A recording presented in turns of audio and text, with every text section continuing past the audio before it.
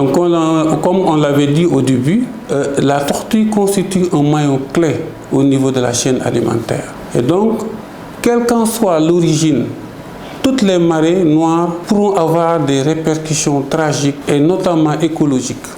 En effet, les habitats marins sont constitués de relations complexes entre les organismes et leur environnement.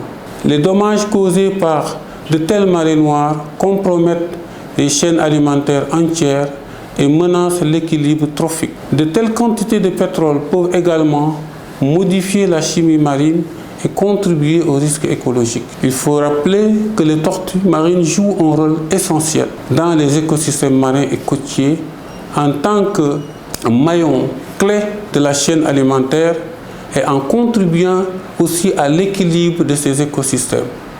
Pour exemple, certaines espèces de tortues marines comme la tortue verte se nourrissent principalement d'algues et d'herbiers marins.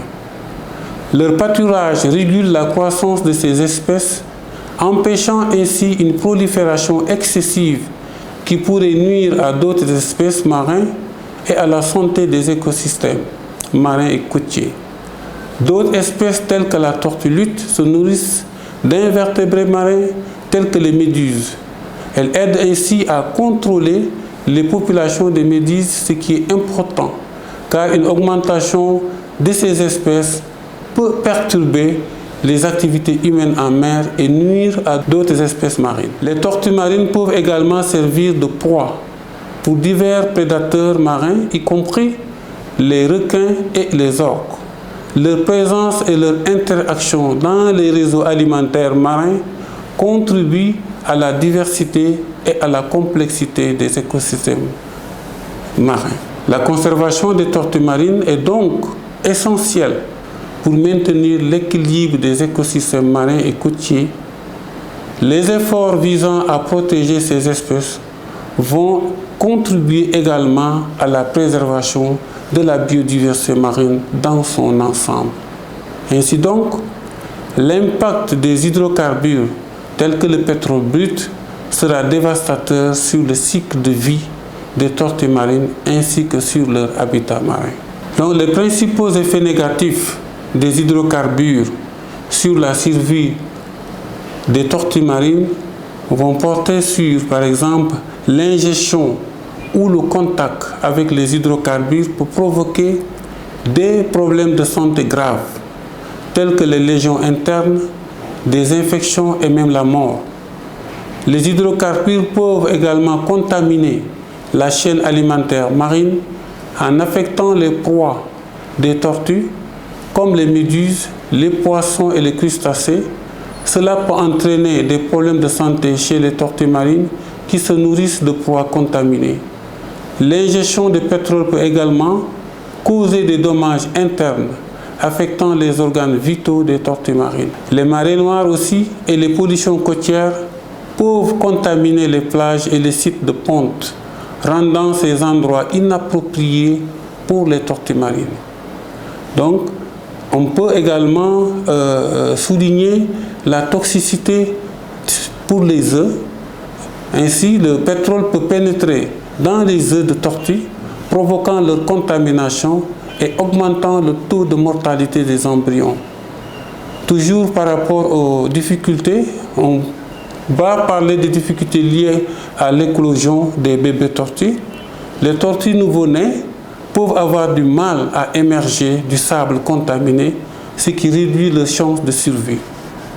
Les zones de nourrissage également des tortues marines, telles que les récifs coralliens, les herbiers marins et les estuaires peuvent être gravement touchés par les déversements d'hydrocarbures. La destruction de ces habitats réduit la disponibilité des aliments pour les tortues, compromettant ainsi leur survie.